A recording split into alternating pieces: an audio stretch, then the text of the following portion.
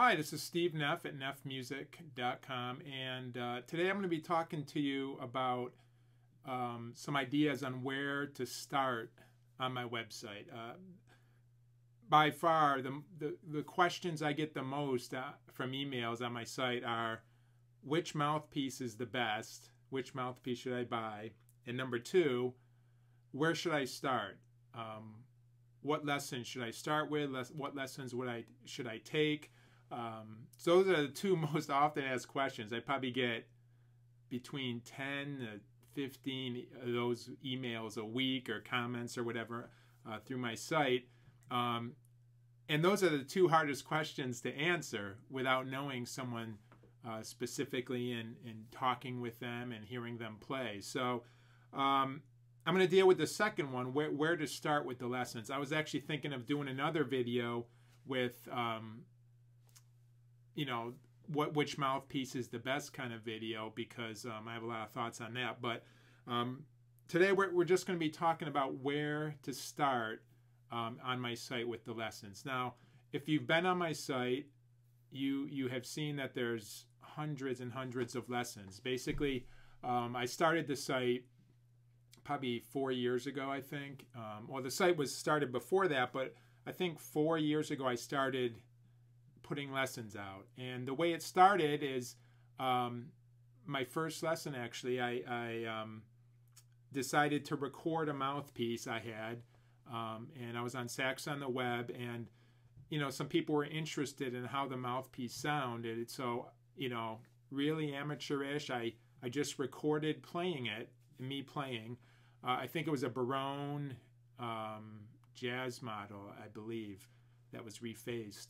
And I played like a 3-4 minute clip of it, and then I put it on Sax on the Web, and a lot of people came back and were like, wow, that, and they had comments and questions. But I got a bunch of emails from people asking me, what were you playing here? What were you playing there? How did you do that? How did you do that? And I can't remember what the specific questions were, but I remember getting those emails and, trying to help out, and even on the forum answering questions about what I was playing and that whole thing in the sound clip. And I remember thinking, well, geez, I should, maybe do a lesson on this. So I actually recorded, it was probably like a 20 to 30 minute lesson on something to do with that sound clip, because a lot of people were interested in it. And I believe I just put it up for free on my site somewhere.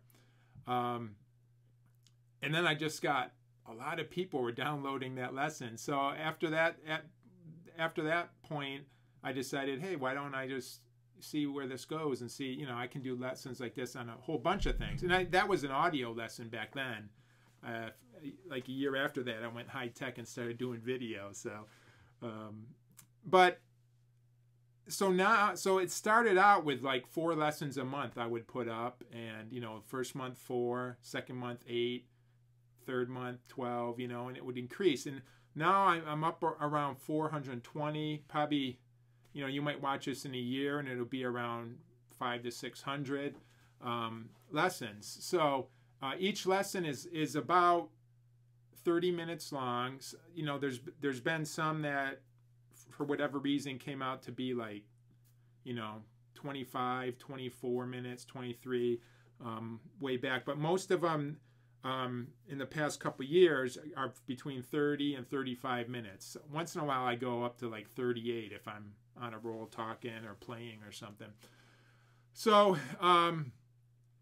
so the problem is, people come to the site and you see 422 lessons and they think, well, oh my gosh, which ones do I get? How do I figure this out? Here's the way I think about it. There's no exact path, okay? Everyone asks me, what's the exact order of the lessons I should take? What is the path that is going to take me from here to here? And you have people out there that saying there's an exact path, and if you follow these rules and these classes and these videos, you become an amazing jazz sax player, or piano or whatever. And I think that sells. I think that's good for a sales pitch. But the problem is that everybody's different. Okay, so even with my students who I meet in person, you know, a number of years ago, I had like 70 students that I'd meet with like 5 days a week, and with those students, I would do something different with each one. It wasn't one set path for each student. Some students had great ears; they could hear things that other people couldn't.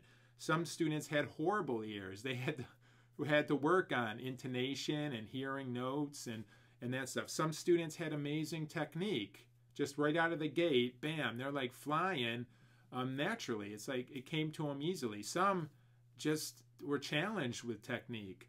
Some students grasp intellectual concepts like really quickly. They will hear me say something or write something on the manuscript paper and, oh yeah, and they remember it. They have it. Some students will hear me say something and they won't get it, and I'll have to say it the next week, and they'll say, oh yeah, but it really doesn't get sunk in here. So you see what I'm saying? Every person is different, and as a teacher, you have to teach to the person's needs and the person's you know, what they need to get to the next level. So, you know, in the video lesson area, really it's up to you to figure yourself out. And this is one of the most valuable things you can do and learn as a musician and as a student, a lifelong student. I mean, we're all, if we're doing music, hopefully we're all students. We're all trying to learn. We're all trying to improve. One of the most valuable things you can learn is how to look at yourself with outside, you know, kind of looking in to yourself and critiquing and assessing where you're at. And I've always done that my whole life. So I don't know I don't know why I've always done that, but even when I was a kid in junior high school, I remember going down to Syracuse, New York with my mom. She'd go somewhere shopping or something, and I'd run in Onondaga Music. And this music store was packed. I mean, back then it was like books, and they had a basement area. You go down in the basement, they had every music book ever possibly like printed. It was like amazing. And I would go down there and spend hours down there, you know, just looking through the music books. And I'd take my paper route money and, you know, I'd look at the books and I'd think, what book do I want to get here? I'd get, you know, I'd get 10 of them and be like, oh, which one should I get? So I'd have to make a decision, you know, I really want to be able to play altissimo, so I'm going to get this altissimo book. Or, man, my technique, this one by Marcel Mule looks awesome for technique. I'm gonna get this one and work on that one. You know, I would always have to make those decisions, and I'd get the book, use my paper route money, go home and practice it. And then a couple weeks later, I'd go back down again and look through the other books. Sometimes I'd get a play along, a Jamie Aebersold. I'd be like, oh, I can practice to this, or stuff like that. So what I was doing was looking through the material and then trying to judge, you know, is this right for me at my level? Some books I would look at, man, this is way too hard. You know, I'd look at it and it'd be all like 30-second notes, you know, and I'd be like, yeah, I think I'll pass on that one for now. I'm not ready for it. Some would be too easy. I'd look at them, it'd be a beginner method or something. I'm like, I'm past that stage. So I'd look for the material that was appropriate. So the reason I tell you all this is because that was in the 80s. So now what you have to do is apply that same kind of thinking to modern day. So when you're on my site, you want to look at the clips. There's a sample, 2-minute, 2.5-minute sample. You want to look at it. You want to listen to what I'm playing or what I'm saying. You want to read the description. I try to give a detailed description of the lesson. And you want to try to decide, would that be beneficial for me? Would that be good for me? And I don't think there's, besides being too easy or too hard, if you're interested in something, if you have a passion for it, if you watch the video sample and you go, wow, that sounds awesome, get it, okay?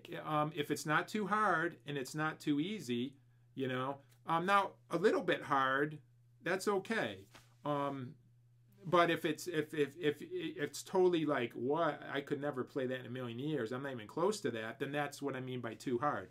So you want to look at the videos and then get something you're excited and passionate about, get it, and work on it. Okay? And I always tell, people, do something today. Do something today. So many people they're obsessed with the long-term path and the goals, and like, what exactly do I have to do in the next 5 years to get here? And there's a time to think that way and to think about those kind of things. But it seems like I run into a lot of people that want that long-term goal, but they're not doing anything today. Okay? So I think, it's good to think about the long-term goals, but at the end of the day, you got to think, what did I do today? What did I learn? What did I work on? Then think about tomorrow. What am I going to work on tomorrow? And if you're working on something that you assess yourself and you think, I need to work on this, and you're working on it, then it's beneficial. Okay? So, for example, you could say, I know my major triads. Okay? And I've had many people I've talked to on email or even like on the phone or in person. Yeah, I know my major triads. Okay, let's play this tune and just use major triads. I just want to hear what you do with the major triads on this tune. They're hitting wrong notes, all sorts of things. And then when we talk about it, it turns out they sort of know their major triads, but not in the way they need to know them. So in the analogy I give in lessons so often is 9 times 9. Okay, how well should you know something? All my younger students know this, because I'll say, do you know that 9 times 9? And they'll be like, no, not really. I got to keep working on it. And what I mean by 9 times 9 is I'll ask them, what's 9 times 9? And they go, 81. There's not a pause. There's not, they don't have to calculate it or get a calculator out and figure it out. They immediately know it. 81. And I said, that's how well you have to know this topic. If it's your 12 major triads, all 12 of them, if I say C sharp, you go C sharp, F, G sharp. Or C sharp, E sharp, G sharp, same thing. If I say D, you say D, F sharp, A. It's just like 9 times 9. It's like an immediate, and you got it. That's how well you have to know it. If I say, what's the E flat triad, and you go, E flat, you don't got it. Okay, even if you think about it and then answer correctly, you're still not fast enough. You still don't know it well enough. And I say all this because that's part of assessing yourself. Okay, so you might think, yeah, I know my major triads, but you might be fooling yourself, or you might be in denial or something because you think that's too easy, where you would benefit greatly from getting the major triad lesson